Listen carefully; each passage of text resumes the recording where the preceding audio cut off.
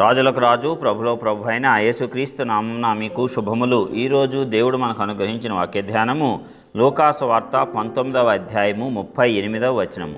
ప్రభువు పేరట వచ్చు రాజు స్తుతింపబడునుగాక, పరలోకమందు సమాధానమును సర్వోన్నతమైన స్థలములలో మహిమయు ఉండునుగాక అని తాము చూచిన అద్భుతములన్నిటిని గూర్చి మహాశబ్దంతో దేవునికి స్తోత్రము చేయసాగిరి. ప్రియులారా, ఈ వాక్య ధ్యానాన్ని మనం పరిశీలించినప్పుడు యేసు ప్రభువారు తన యొక్క శిలువ మరణానికి సిద్ధపడుతూ యెరూషలేములో ప్రవేశించినప్పుడు జనులందరూ కూడా మరి ఆయన వచ్చే మార్గములో ఆ గాడిద పిల్ల మీద ఆయన రాజుగా కూర్చొని వస్తూ ఉంటే ఆ యొక్క కింద బట్టలు పరుస్తూ ఈత మట్టలు కొమ్మలు అనేకమైనవి చెట్ల కొమ్మలు వేస్తూ కూడా ఆయనను స్తుతించటము, ఆయనను రాజుగా వారందరూ కూడా అంగీకరించటము మనము చూడవచ్చు. ఎందుకంటే ఆయన ఏ రీతిగా మహిమపరచబడాలి అనేది ముందుగానే లేఖనములలో బయలుపరచబడింది. మరి ప్రవక్త అయిన జకర్యా గ్రంథము 9వ అధ్యాయం 9వ వచనంలో కూడా నీ రాజు దీనుడై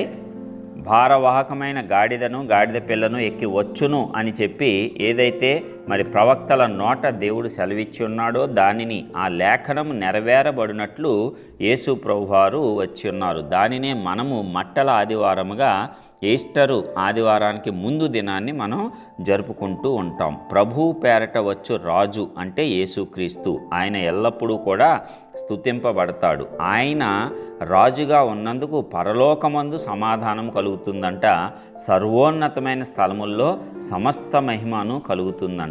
ఎందుకంటే ఆయన చేసినటువంటి అద్భుతాలు అలాంటివి. యేసయ్య మానవ రూపకంగా ఇక్కడ ఉన్నప్పుడు నీ చిత్తము పరలోకమందు నెరవేరునట్లు భూమి యందు నెరవేరునుగాక అనేటువంటి వాక్కును నిజం చేశాడు. మరి పరలోకంలో వ్యాధి ఉండదు, లేమి ఉండదు. కాబట్టి ఇక్కడ ఆయన అందరినీ స్వస్థపరిచాడు, దయ్యాలను వెళ్ళగొట్టాడు, చనిపోయిన వారిని తిరిగి లేపాడు. కాబట్టి పరలోకంలో ఏవైతే ఉంటాయో వాటన్నిటినీ ఇక్కడ మాదిరిగా యేసయ్య చేసి చూపించటం జరిగింది. తన యొక్క రాజ్యాన్ని ఒక మాదిరిగా ఉదాహరణగా మాత్రమే ఇక్కడ ఆయన జీవించి ఆయన చేసిన పరిచర్య సమయంలో మనకు రుచి చూపించటం జరిగింది. ఇది యుగయుగములు నేను అక్కడ ఇస్తాను, దాని నిమిత్తమే నేను అక్కడ మీకోసము స్థలము సిద్ధపరచడానికి వెళ్తున్నానని ఆయన మనతో చెప్పడం కూడా జరిగింది. కాబట్టి యేసయ్య ఇచ్చినటువంటి ఈ యొక్క గొప్ప ఆధిక్యతను మనము పొందుకోవాలి. ఉచితంగా దీనిని ఇచ్చాడు.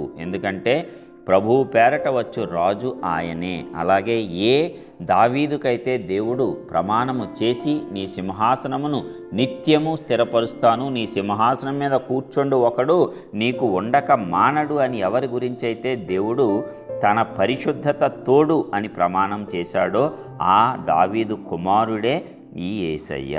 కాబట్టి యుగయుగములు జీవించుచు పరిపాలించుచు ఉండేటువంటి రాజులకు రాజు, ప్రభువులకు ప్రభువు.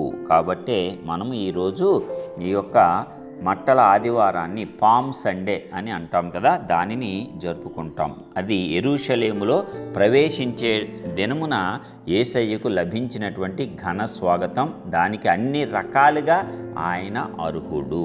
కాబట్టి మనము కూడా ఆయనను రాజుగా అంగీకరించాం. మనలను ఆయన రాజులైన యాజక సమూహముగా తన దేవునికి చేశాడు యేసయ్య. కాబట్టి యేసయ్య గొప్ప రాజు, గొప్ప ప్రధాన యాజకుడు.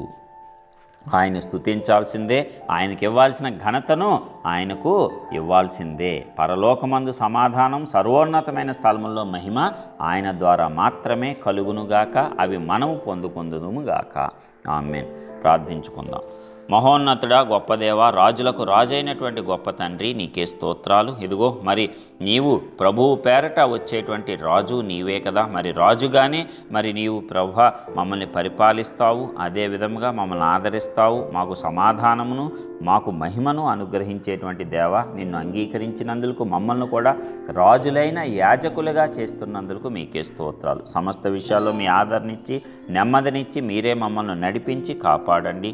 ఇదిగో ఎల్లప్పుడూ కూడా నీవు ఇచ్చినటువంటి సమాధానమును, నీవు ఇచ్చిన మహిమను మేము కోల్పోకుండా ఆ సమాధానమును కొనసాగిస్తూ మహిమ నుండి అధిక మహిమకు మేము పొందుకొని నీ నామాన్ని సకల జనుల ఎదుట ఘనపరిచేటట్లు, నీ పరలోక రాజ్య మహిమ నీ భూలోకంలో మేము కూడా చూపించేటట్లు శక్తినిచ్చి కాపాడండి.